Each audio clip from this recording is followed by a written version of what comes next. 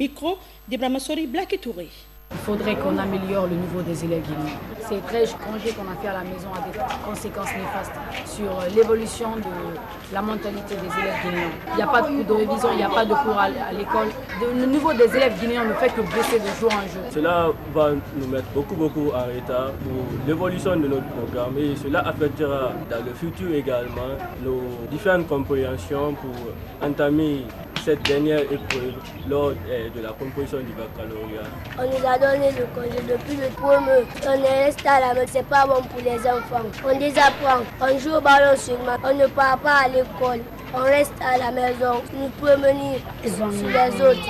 Je demande aux professeurs de Fakonde de nous aider pour qu'on reprenne les cours normalement.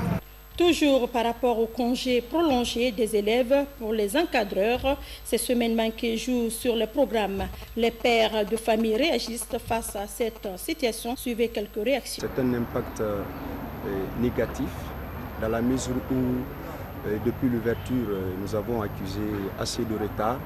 Mais de nos jours, compte tenu vraiment de cette circonstance, nous-mêmes nous avons constaté une certaine défaillance par rapport à l'évolution du programme. Parce que 2 semaines de cours, imaginez-vous, les enfants doivent préparer les examens nationaux. Et le professeur, en situation de classe, dans les classes d'examen, il a du mal vraiment, n'est-ce pas, surmonter toutes ces difficultés-là. Donc je pense bien à l'ouverture, cela pourrait vraiment causer beaucoup de préjudice par rapport à l'avancement du programme. Quand le départ d'un enfant est perturbé, si les études d'un enfant sont perturbées, il est fort regrettable que les enfants-là progressent. Quand les enfants sont à la maison, les dépenses sont colossales. Parce que, admettons que tu en as 5, à cause de leur débandade au niveau de la ville, aillent se blesser ou se coincer, des choses comme ça. Aller à l'hôpital, vous voyez-vous, ce que donne la dépense, ce que vaut la dépense. Une jeune femme a poignardé son mari vendredi nuit à Saint-Dervalia. La victime, l'imam Abdul Yatara, a succombé à ses blessures. La présumée coupable est dans la main de la police. Amadou Bayloba. Avec une forte source de criminalité, une jeune femme a planté vendredi nuit un poignard en pleine poitrine de son mari. Imam Abdoulaye Yatara, mortellement touché, a succombé à ses blessures à la 5e avenue, quartier Sandarvalia, à Kaloum. La présumée criminelle n'a pas supporté les questions de son époux sur ses sorties intempestives non autorisées. Cette mère de 3 enfants avait toujours menacé de poignarder son mari si celui-ci lui posait encore des questions.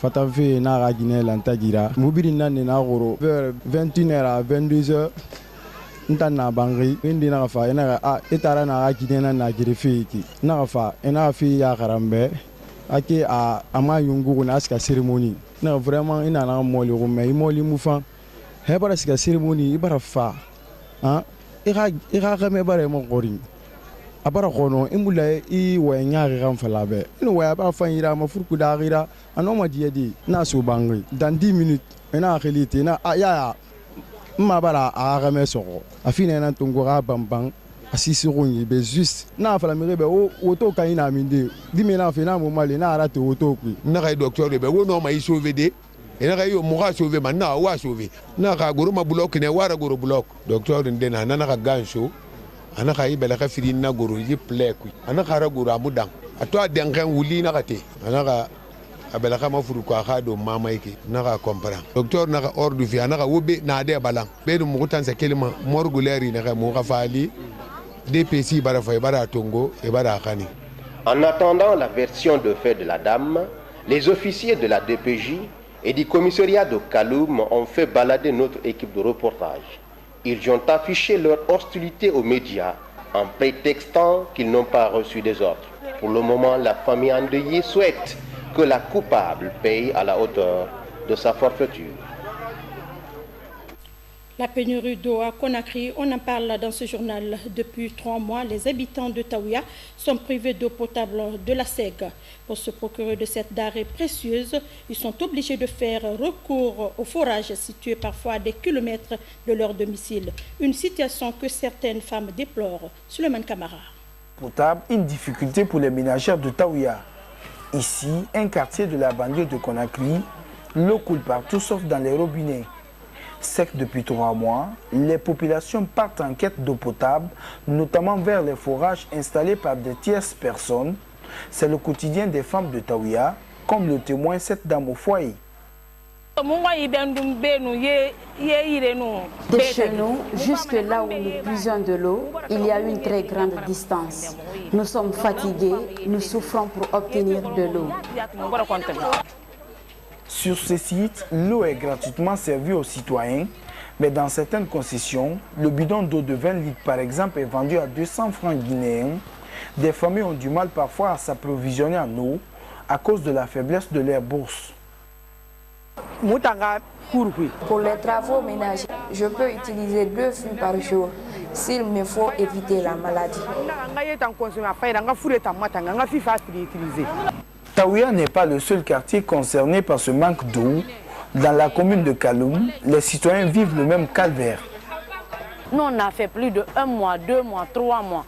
L'eau ne sort pas dans notre robinet. M. Hassan, c'est grâce à lui et son jeune frère, c'est eux qui ont fait un forage devant chez nous là-bas. Même l'eau là est sale maintenant. À la Société des eaux de Guinée, SEG, les responsables refusent de témoigner sur l'accès difficile des citoyens à l'eau potable. Toutes nos tentatives de les jeunes sont restées sans succès. Pendant ce temps, les populations pour la plupart manquent d'eau potable dans un pays qualifié de château de l'Afrique de l'Ouest. Les rues de Conakry connaissent de nos jours la présence de la police verte récemment créée par le gouvernorat de la ville de Conakry. Cette police a pour vocation de lutter contre l'insalubrité de la capitale Conakry et aussi d'assurer avec les autres services le maintien de l'ordre public. Nafissatou Bangoura, Aboubakar Amikamara, pour en savoir plus. La route de Madina sous le Niger, obstruée autrefois par les vendeurs. Des véhicules de transport en commun et des gros porteurs est devenu depuis quelque temps fluide. Ce taquis qui profite aujourd'hui à tous a été rendu possible grâce aux exigences de la police verte, créée récemment par le gouverneur de la ville de Conakry. Gouverneur Maturé, c'est moi qui suis policier Tibé, c'est mon meilleur dîner, c'est policier et du Béroumané. Mais moi, je suis grâce à ce dispositif, l'ordre est rétabli sur ce tronçon en même temps que l'autoroute où les échangeurs et les emprises ont été libérés des vendeurs. Je vois que la police guinéenne, ce n'est pas pour les minimiser, mais je vois qu'ils sont un peu incapables. Parce que les petites muettes les arrangent mieux que leur salaire. Aujourd'hui, avec les militaires ici, je vois un grand changement. Ils ont réussi à maintenir de l'ordre et les véhicules circulent normalement ce matin. Maintenant, ce que je voulais dire à l'endroit du gouvernement, c'est d'appuyer cette initiative. Vraiment, on voit un changement au niveau de la ville. Cette action du gouverneur de la ville de Conakry pourrait amener les citoyens à observer un minimum de discipline pour le bien de tous. Parlons justice dans ce journal. La Cour constitutionnelle vient d'être dotée d'une bibliothèque. Le geste est du Centre européen d'appui électoral. Il vise à promouvoir la lecture et ce en faveur des travailleurs de la Cour. La mise à disposition de divers livres reçus les bénéficiaires. Kerme Younoussaba. La Cour constitutionnelle se dote d'une bibliothèque alors que Conakry est désignée capitale mondiale du livre courant 2017. La mise à disposition de multiples ouvrages est une réponse à une préoccupation des agents et conseillers de l'institution passionnés des lectures. Dans la bibliothèque, des livres de plusieurs catégories. Un rempart pour le renforcement des capacités des usagers de la lecture. La disponibilité des livres comme le statut du juge constitutionnel va améliorer la connaissance des juges dans la gestion des contentieux électoraux. Ici, la bibliothèque de la Cour constitutionnelle ne se limite pas uniquement à recueillir et accueillir des ouvrages liés aux processus électoraux, que ce soit au niveau du contentieux ou que ce soit au niveau des processus en eux-mêmes.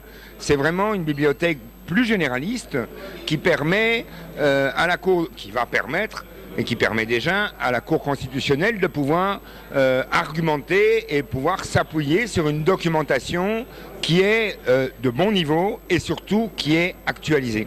Au sein de l'institution, le geste est perçu comme un véritable soutien pour la qualification du personnel et le président de la Cour mise sur l'expansion de la bibliothèque en vue de mieux promouvoir le savoir. La lecture avait été abandonnée aujourd'hui au profit de l'Internet, de l'outil informatique, alors que la lecture permet de fixer les idées. C'est dire que nous devons être en quête de savoir pour toujours répondre à l'attente de la population. Ce pays a été doté d'une nouvelle constitution et cette constitution a instauré et institué des institutions. Et pour pouvoir jouer pleinement son rôle, nous avons besoin d'être informés, d'être instruits sur notre législation, mais aussi de comparer notre législation aux législations des autres pays. L'inauguration de cette bibliothèque est synonyme d'accès à la culture. Une volonté réussie grâce au partenariat entre la Guinée et le Centre européen d'appui électoral. La page monographique de cette édition vous retrace l'historique du quartier sans fil. Je vous invite à suivre le reportage de Sekou Trouassouma et Ibrahima Sori Plakitouré. Le quartier sans fil est l'une des sous-sections administratives de la commune de Kaloum. Il est limité à l'est par le quartier Tombo, à l'ouest par Teminetaï, au nord par le camp Almamissa Moritouré et au sud par Korontine. Sa population est estimée à 15 019 habitants. Les premiers occupants étaient les Soussous, les Malinquais et les Peuls qui pratiquaient la pêche, la forge et l'exploitation du fer. Mais d'où vient le nom sans fil? Au niveau de Sans-Fil, pouvoir révolutionnaire Saran, à un comité d'unité militaire qui est Malangi, à Sans-Fil à partir de 85. Pouvoir révolutionnaire Morfignan, dans le secteur NATO, pouvoir révolutionnaire local Morfignan 2, dans le secteur cité Morfignan Raira, pouvoir révolutionnaire Bari Gassimo, dans le secteur Touara, à un comité d'unité militaire quand Almam Samori Touré. Il y a walde ko mbina nara i poste walke ga waldin der na menda et na ma cité PTT sans fil et ne bon cité sans fil téléphone sans fil men client nak donc ne bon men ni ga fa i pouvoir worsona mananga non comité d'unité militaire manang na mananga fi kirna mu bar ena sugandra ba et ne bon yigli ga fa i quartier ko mo fa. Malgré sa potentialité, le quartier sans fil est confronté à d'énormes difficultés. Au niveau des difficultés, il faut noter la non-réhabilitation des bonnes fontaines. À part l'eau, il y a aussi le problème d'assainissement qui se pose. Namori et Mouroumali Mané. En requiert se boite femme, Anneti Narane Naraba Mané Mouroube. Konon, Tore Narana Mouroma Mouraya Mika Fenara. Et Barayeno Koeto, Naransika Matsgali Wumunana. La sonnette d'alarme est lancée à l'endroit des autorités du pays pour le développement socio-économique et infrastructurel du quartier sans fil. C'est la fin de ce journal. Merci de votre fidélité et de votre confiance. Au revoir.